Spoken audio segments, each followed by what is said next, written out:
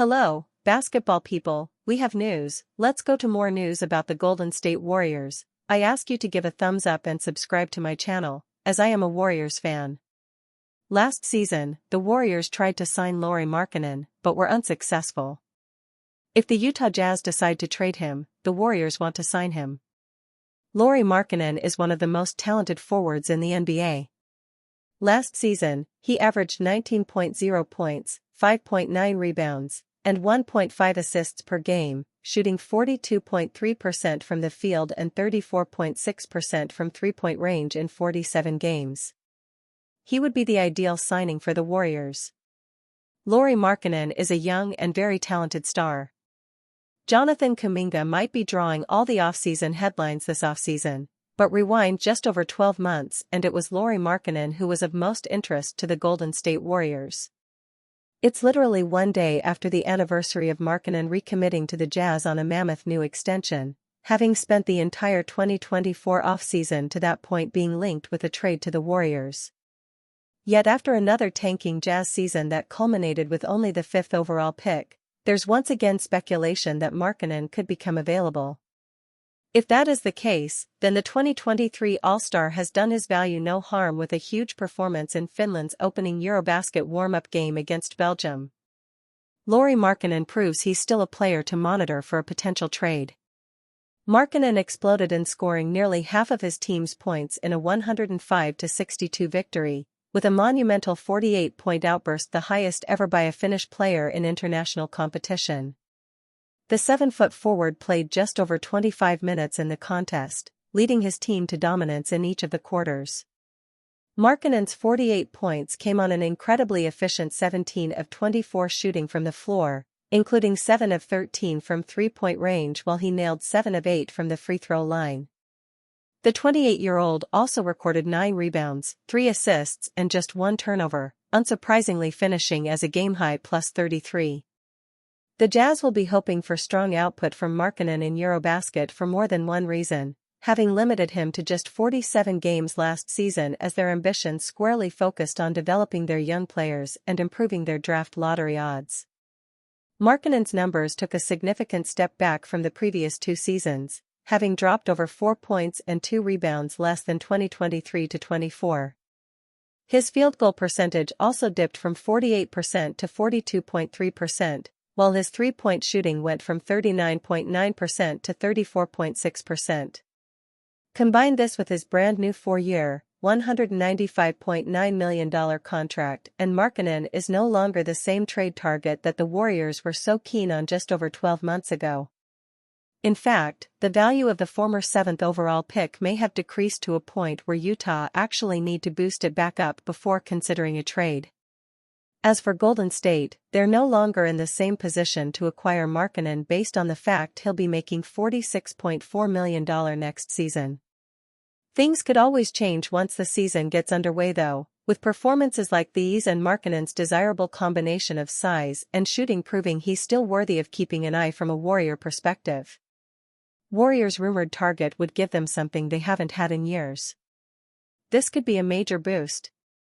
2019 offseason, they've scarcely had a bona fide sixth man capable of providing consistent winning impact to the organization. Buddy Hield threatened to be just that early last season, but fell off a cliff quite dramatically before finding life again in the playoffs.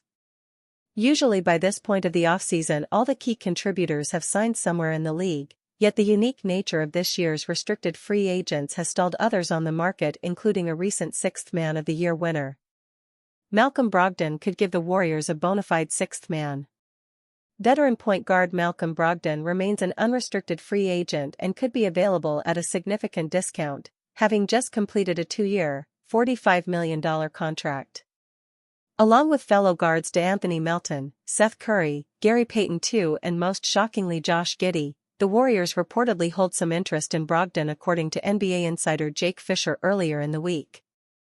I still think Malcolm Brogdon is still someone to keep an eye for the Warriors. To my understanding, Golden State looked at Brogdon on the trade market back during last season when the Warriors were looking at options for DeAnthony Melton as a trade chip, Fisher said. He's been on their radar for some time, he's definitely still on their radar now. We're just 2 years removed from Brogdon winning 6th Man of the Year during his lone season with the Boston Celtics, having averaged 14.9 points, 4.2 rebounds, and 3.7 assists while shooting 48.4% from the floor and 44.4% from three-point range.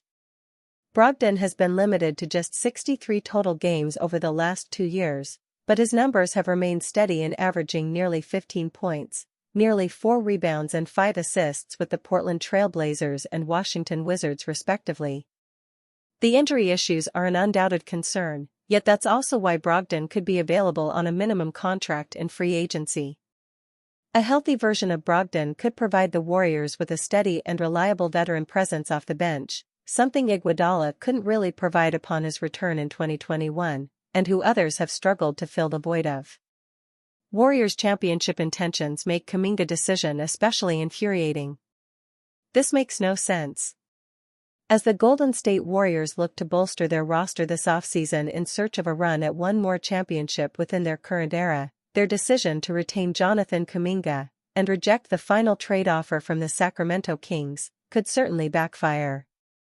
Especially given the fact that, as NBA insider Jake Fisher reports, the Warriors were specifically seeking out players that would either be in Steve Kerr's rotation and help Golden State compete for a championship, or some real enticing blue-chip type talent. In order to part from Kuminga, their decision to keep Kuminga rather than gain a piece that would perhaps fit better in their rotation becomes more infuriating.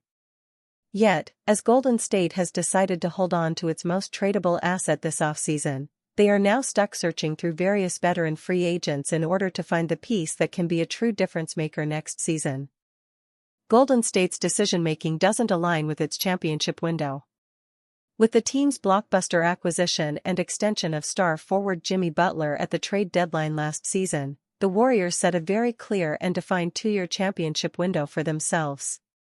At the end of the 2026-27 season, all 3 of Butler's, Stephen Curry's, and Draymond Green's contracts will have expired, taking roughly $140 million off the team's books and likely signaling the end of, at least, Curry's career.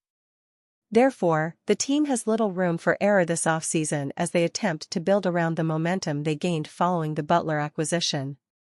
Presumably, the type of talent they were looking for in a potential Kuminga trade is also applicable to their strategy for this offseason. It is probable that the front office is seeking players who can easily plug into Kerr's rotation and play effectively off Curry's gravity, thus granting the Warriors their best shot at a championship next season. Yet, by rejecting the Kings' offer of Malik Monk and a 2030 protected first-round pick for a Kuminga sign-and trade, the team has actually harmed their chances considerably. Monk, 26, would have fit perfectly into the team's backcourt, and his scoring average from last season, at 17.2 points per game, would have been a huge boon to the roster. Bringing back Kuminga, given the clear questions regarding his fit with both Butler and Green, seems, on the surface, like a long-term move. Yet it has also been reported that the Warriors are pushing for a short-term, tradable deal with a team option after the first year. These facts combined signal a confused approach that could ultimately harm the team given the urgency that needs to be displayed next season. If Golden State is truly attempting to maximize their roster around their veteran trio this offseason, they must make moves immediately that align with that goal. Kuminga, insofar as he detracts from their game, is a lingering frustration for any fan who wants the team to go all in. Warriors avoided a pair of disastrous contract mistakes with Kuminga's decision. This could have been bad. As the Golden State Warriors have decided that they will likely re-sign Jonathan Kuminga, effectively eliminating the possibility of any sign-and trade this offseason, it is certainly possible that this could be seen as a mistake in hindsight. Yet, the Warriors also avoided a pair of mistakes in retaining Kuminga by not taking on future problems from potential suitors, Keegan Murray of the Sacramento Kings and Mark Williams of the Phoenix Suns. Although neither player was concretely reported to be involved in such talks, both were rumored as potential targets in a possible sign-and trade, and, with both players being extension eligible in the near future, Golden State avoided a move that would hamstring their flexibility past their 2-year championship window. Warriors avoided the burden of overpaying their return in a Kuminga trade. As the offseason opened, a number of teams arose as rumored suitors for Kuminga, including the Chicago Bulls, Miami Heat and New Orleans Pelicans. Yet, as the market cooled on restricted free agents across the league, two suitors remained, the Kings and Suns. The Suns, who don't have a tradable first-round pick and are in a sticky situation on an organizational level, were never true suitors given the Warriors' stated desire of an unprotected first-round pick in any deal for Kuminga. Yet, the Suns reportedly had strong interest in bringing Kuminga in, and, had Golden State decided to compromise on their demands, there is a real possibility that a trade could have been completed. The Kings, meanwhile, were the lone team in the running right up until the Warriors cut off talks entirely. Their final proposal included Malik Monk and a 2030 protected first-round pick. Yet, in a deal with the Suns, the young player coming back would likely have been Williams, who was traded to Phoenix this offseason. Despite his injury history, Williams has great potential as a rim-protecting center, as he averaged 15.3 points, 10.2 rebounds, and 2.5 assists last season. Meanwhile, Murray, who might have been preferable to Monk in a deal with the Kings, could have certainly taken on a role in Golden State's frontcourt. Last season, he averaged 12.4 points, 6.7 rebounds, and 1.4 assists. Nevertheless, both players carry severe doubts concerning their games, and both players will be restricted free agents next offseason. Murray is likely to get somewhere in the $25 million range despite his declining perimeter shot, and Williams will likely fetch a similar value from Phoenix. Therefore, the fact that Kuminga's main suitors would have likely offered these players as their young assets in any potential deal likely had sway on the Warriors' decision to back out of trade talks.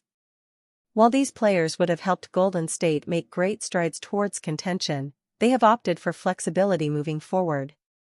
A trade for Klay Thompson won't be happening anytime soon. As Golden State clearly looks to add a veteran guard or two to their backcourt this offseason, fans might wonder about the availability of a guard who has made a significant impact on the Bay, Thompson. Yet, after having moved on from Thompson last offseason in a trade that landed sharpshooter Buddy Hield in Golden State, it is highly unlikely that the front office would make a move to bring him back. Nevertheless, Fadeaway World has proposed a trade that would both solve the Warriors' Kuminga problem and bring Thompson back, sending Kuminga to the Sacramento Kings and receiving both Thompson and the Kings' 2030 first-round pick. In the trade, the Dallas Mavericks would receive both Malik Monk, and Sacramento would receive Brandon Williams in addition to Kuminga. Yet, the Warriors have made clear through rejecting the Kings' previous offer of Monk and the same first-round pick for Kuminga that they are only interested in a premier young player and a high-value draft pick in any potential deal for the young forward. Moreover, Thompson is still a valuable player for the Mavericks. Last season, through 72 games, Thompson averaged 14 points, 3.4 rebounds, and 2 assists while shooting 39.1% from three-point range. With the shocking trade of Luka Doncic and the devastating injury to Kyrie Irving, Thompson's role with the Mavericks will only continue to increase. In addition, throughout the Kuminga saga, Golden State made the unavailability of both Hield and young wing Moses Moody abundantly clear.